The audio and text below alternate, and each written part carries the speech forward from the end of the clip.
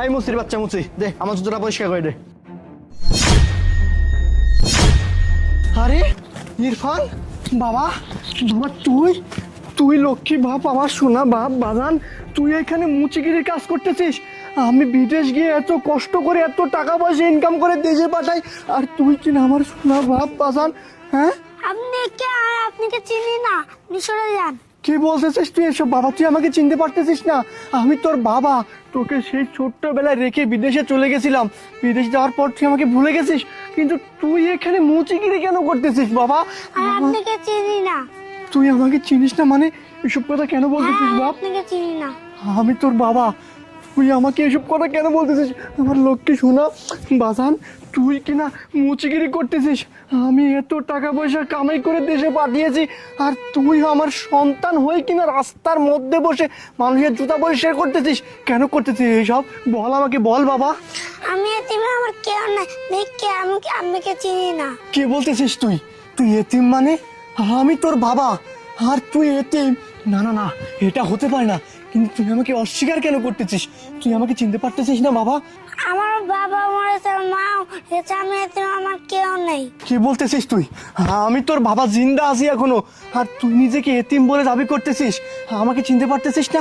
তোর মা মরে গেছে মানে? আমি তোকে তোর মায়ের কাছে, তোর নানির কাছে রেখে গিয়ে আমি বিদেশে চলে গেছিলাম, আর তুই আমাকে না চিনতে পেরে বলতেছিস তুই এতিম, তোর কেউ নেই। তুই রাস্তায় রাস্তায় ভিক্ষা করতেছিস, মুচিগিরি করতেছিস।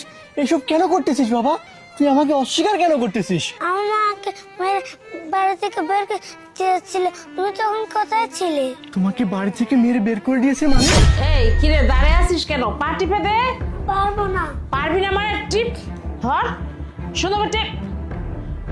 দেখছিস মুখে মুখে কথা বলে একটা পা টিপতেছে না আমার। কি ব্যাপার, কি হচ্ছে?